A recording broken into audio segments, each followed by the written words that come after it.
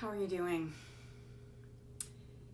I'm gonna do my best to keep this video as short as possible, but I want to start off by saying that I process things sometimes a little bit slowly. So this is a reflection of last week's events in the United States Capitol. And 7 days later, 6 days later, my nervous system is still on extraordinarily high alert. And I know I'm not the only one. My response is a really normal response. It's a normal response to like life-changing event, to really, or any big change, to have your nervous system adapt. So if you're feeling that way, and you're feeling that way despite sitting down for meditation, despite rolling out your yoga mat, or if you're feeling so agitated in your nervous system that you haven't been able to meditate, that you haven't been able to roll out your yoga mat, you are normal. I don't know for sure, but my nervous system response may be a little amplified because I live in Washington, D.C. I live just a handful of miles away from the U.S. Capitol building. And although my neighborhood was calm and I never I was not worried about my own bodily safety, I'm still a direct descendant of a victim of fascism. I'm a direct descendant of a Holocaust survivor.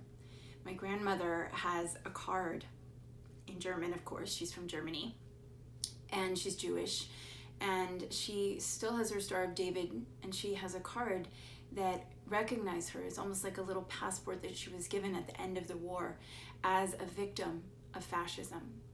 And make no mistake that the individuals who were creating violence and breaking into the Capitol building are fascists. It's not that anti-fascists, Antifa, were doing anything. If anything, I'm an anti-fascist. If anything, you watching this are probably an anti-fascist, and we are not causing this havoc to occur. And if you know anything about epigenetics, you may also know why this is so important to me, but it's not just me. This is important to all of those of us living in democracies all over the world. We have had this privilege. And I really encourage everyone to watch a video that Arnold Schwarzenegger made a few days ago in response to this violent attack. It was very powerful, and it creates a direct linkage to the 1938 Kristallnacht. So please see that video. And you might be asking, what does a physical therapist and a yoga teacher have to do with any of this political brouhaha, right? Well, when you teach wellness and you teach the optimization of wellness, or you help guide individuals through your hands into a higher state of wellness, none of that really matters a whole lot if there's not fundamental safeguards for their safety. If they could walk out on the street and be shot, it doesn't matter whether or not you can touch your toes, right? And self-care, or care for your individual bodily self, is always, always, always embedded in the greater context of community care. You cannot have self-care if there is not first some level of community care. And one of the levels of community care that I have had the privilege of enjoying for my entire life, essentially, is the privilege of living in a relatively stable democracy. The privilege of feeling on some level that I have some agency and freedom, and knowing that there are some, although not enough, safety nets were things to individually go wrong in my life. And this massive breach of democracy is a direct hit to our individual wellness, and we just have to call it out for what it is. If you are somebody who cares about wellness and you're not speaking up about this, please consider speaking up. To not mention this would be absolutely anathema to my fundamental ethics and morals as a human being, and also to my own well-being. And I have two stories for you, and then a couple of action points.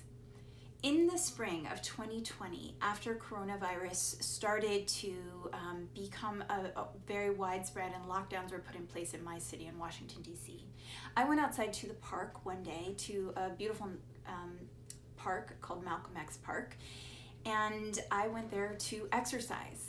And the National Guard was everywhere, standing every 20 feet in that park, stopping people from rolling out yoga mats, stopping me from hanging up my fake TRX in one of the trees. And it was absolutely ridiculous. It was so ridiculous because it was as if our response was over the top and not in line with basic science about respiratory viruses. And put that in contrast to what we saw on January 6th. The second story I have for you is a story of the one and only time I was ever arrested in my life. It was 2002, excuse me. It was 2002, September of 2002, and I got arrested by the Capitol Police, the U.S. Capitol Police. I was in the balcony of the Senate chamber in the United States, and me and about 5 of my friends at that time hung a banner in opposition of war, in opposition of the Iraq war that was about to begin. And I was arrested and very little happened to me. I was just in a jail cell for 4 hours and I had to pay a $50 fine. That was a lot of money in 2002 for me, but relatively unscathed, right? I was fine. But I want you to put those responses, the response to hanging a banner and the response to rolling out a yoga mat in a public open park, to that response on January 6th and come to your own conclusions. We're living in a world of white nationalism, period. The same thing that destroyed my grandmother's childhood and young adult years is the same thing that is brewing up right now in my own country. And I'm livid about this, and it is racist, and we need to call it out. And we need to act in every way, in anti-racist ways, look up and look inside to our own white supremacy if we have any doubts about the nature of the response, the police and military response. And then secondly, we need to stop acting like it's business as usual.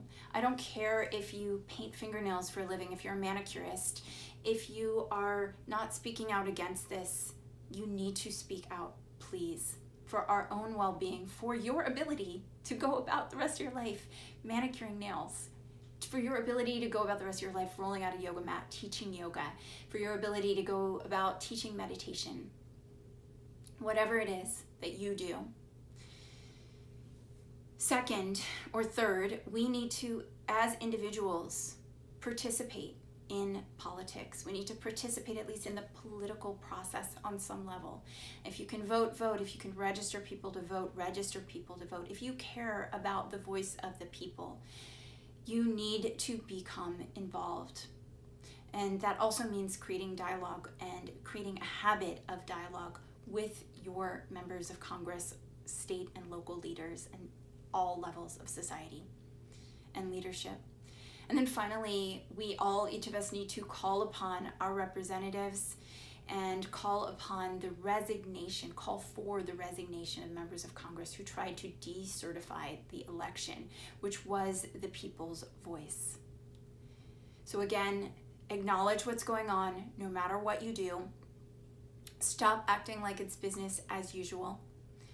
Recognize the power that white nationalists are having in our own country and therefore in the world right now. And then move forward in whatever way you can to participate in the political process and to amplify democracy and to call for the resignation of those who tried to stifle democracy itself.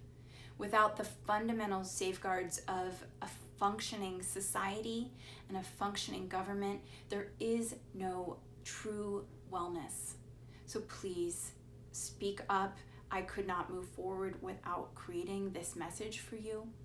And please pass this on.